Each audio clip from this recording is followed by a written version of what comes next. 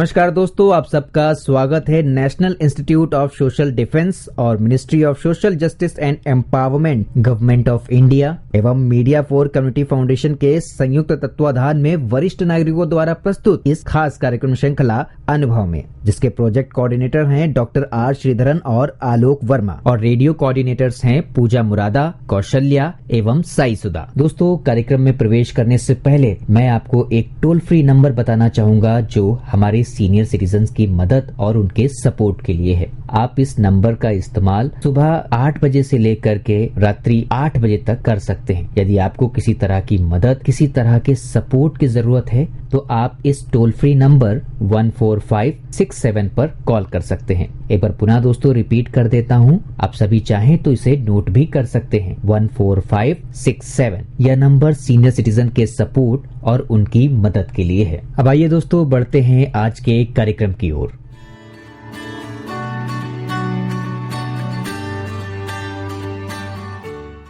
नमस्कार दोस्तों, मैं उषा उबराय अनुभव कार्यक्रम के लिए आज एक सत्य कथा आपको सुनाने जा रही हूँ। कहते हैं, खाली हाथ आए थे, खाली हाथ जाना है, किंतु ऐसा नहीं है। हम पिछले जन्म के अच्छे कर्मों को साथ लेकर आए थे, जिसके कारण हमें अच्छे कुल, अच्छे माँ बाप, अच्छी औलाद, अच्छे दोस्त मिले।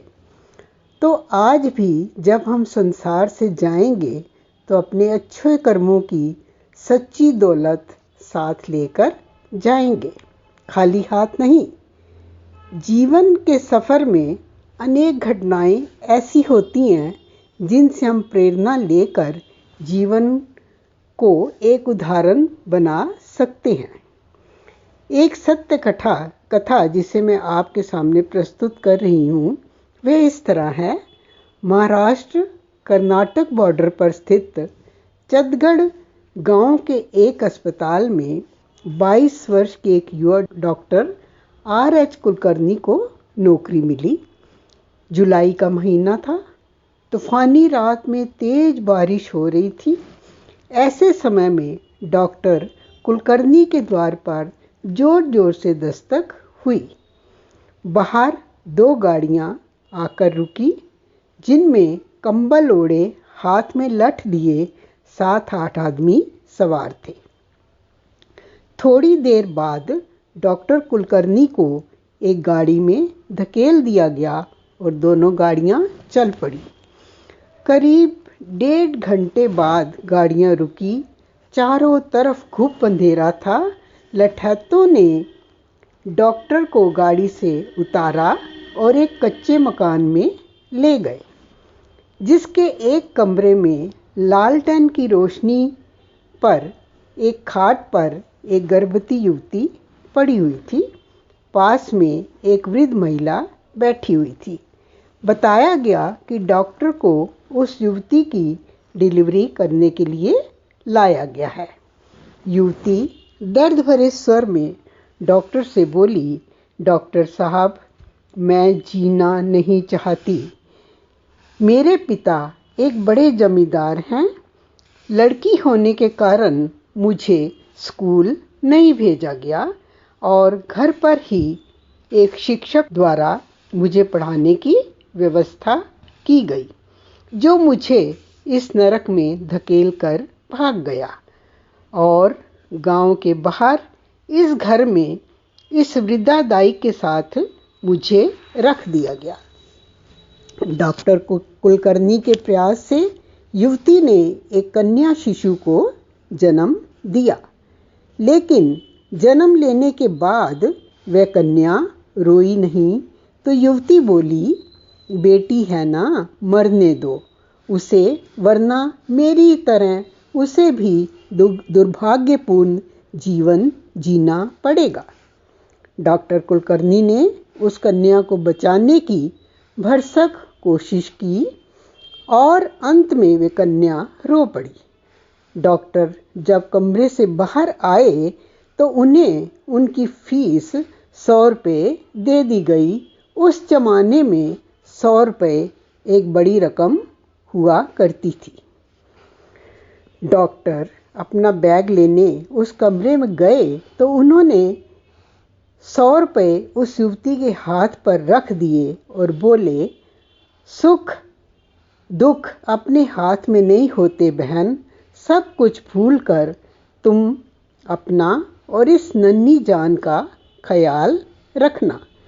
जब सफ़र करने के काबिल हो जाओ तो पुणे के नर्सिंग होम में जाना। वहाँ आपटे नाम के मेरे एक मित्र हैं, उन्हें मिलकर कहना कि डॉक्टर R.H. कुलकर्णी ने भेजा है, वे ज़रूर तुम्हारी सहायता करेंगे। इसे एक भाई की विनती समझो। बाद के कुछ वर्षों में डॉक्टर R.H. कुलकर्णी को स्त्री प्रसूति में विशेष प्रवीणता हासिल हुई। बहुत सालों बाद डॉक्टर एक मेडिकल कॉन्फ्रेंस अटेंड करने औरंगाबाद गए। वहाँ एक अति उत्साहित डॉक्टर चंद्रा की स्पीच सुनकर वह अति प्रभावित हुए। इसी कार्यक्रम में किसी ने डॉक्टर कुलकर्णी को उनका नाम लेकर आवाज़ दी। डॉक्टर चंद्रा का ध्यान आकर्षित हुआ। वो तुरंत डॉक्टर कुलकर्णी के करीब पहुंची और पूछा, सर क्या आप कभी चंडगढ़ में भी थे? डॉक्टर कुलकर्णी ने कहा, हाँ मैं था, लेकिन ये बरसों पहले की बात है। डॉक्टर चंद्रा बोली, सर तब तो आपको मेरे घर आना पड़ेगा। डॉक्टर कुलकर्णी बोले, तुम्हारी स्पीच मुझे अच्छी लगी, तुम्हारे ज्ञान और रिसर्च की भी मैं तारीफ करता हूँ, लेकिन तुम्हारे घर जाने का क्या मतलब है? डॉक्टर चंद्रा की अनुनय करने पर डॉक्टर मान गए। डॉक्टर चंद्रा डॉक्टर कुलकर्णी को लेकर अपने घर आई और आवाज़ लगाई, माँ देखो तो कौन आया है। डॉक्टर चंद्रा की माँ आई और डॉक्टर कुलकर्णी के पैरों पर गिर पड़ी। डॉक्टर कुलकर्णी घबरा गए। तब पुरानी कहानी याद दिलाकर वह बोली, डॉक्टर साहब आपके कहने पर मैं पुणे गई और वहाँ स्टाफ नर्स बनी। अपनी बेटी को मैंने खूब पढ़ाया और आपका कोई आदर्श मानकर स्त्री विशेषज्ञ डॉक्टर बनाया। ये चंद्रा वही बेटी है जिसने आपके हाथों जीवन पाया था।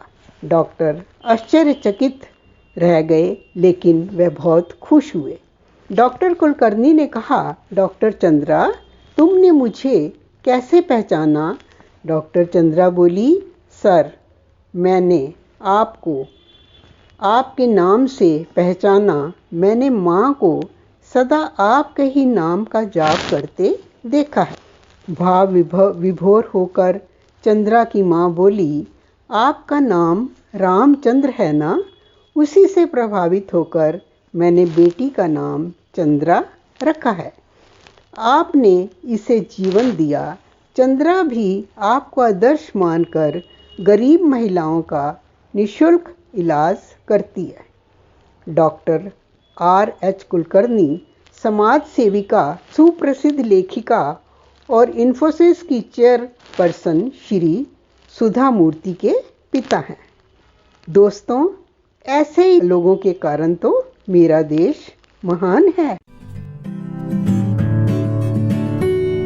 हम सीनियर्स हम सीनियर्स हम सीनियर्स हम सीनियर्स हम सीनियर्स हम सीनियर्स हम सीनियर्स हम सीनियर्स अनुभव से भरे हम रखते हैं दमखम। एक्सपीरियंस से भरे हम रखते हैं दमखम। आयु से ना डरते जितनी भी गुजारे हम हो, आयु से ना डरते जितने भी गुजारे हम सीनियर्स हम सीनियर्स हम सीनियर्स हम सीनियर्स हो, हम सीनियर्स हम सीनियर्स हम सीनियर्स हम सीनियर्स।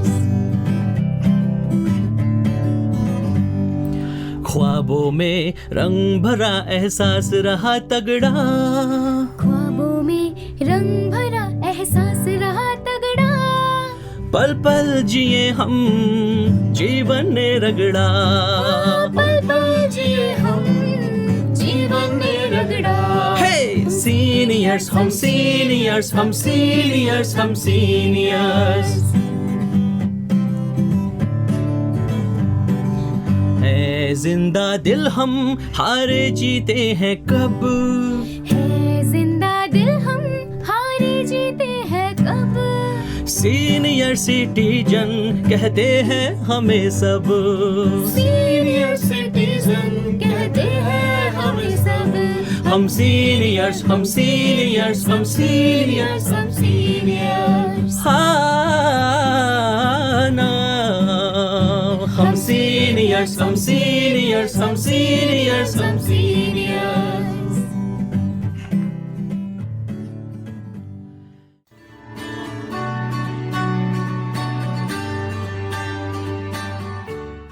और श्रोताओं, फिलहाल वक्त हो चुका है आप सभी से विदा लेने का। और चलते चलते आप सबको एक बहुत ही खास नंबर हमारे वरिष्ठ नागरिकों की सहायता, उनके सपोर्ट के लिए मैं आपको बताना चाहूंगा दोस्तों। Elder line toll free number है ये, आप चाहें तो इसे नोट कर सकते हैं, 14567। एक बार पुनः सुने दोस्तों, 14567। यह नंबर वरिष्ठ नागरिकों की मदद और उनके सपोर्ट के लिए सुबह 8 बजे से लेकर के रात्रि 8 बजे तक अवेलेबल है। यदि आपको किसी तरह की परेशानी या किसी सपोर्ट की जरूरत है तो आप इस पर कॉल कर सकते हैं। फिलहाल मैं ले रहा हूँ इस कार्यक्रम से विदा। नमस्कार।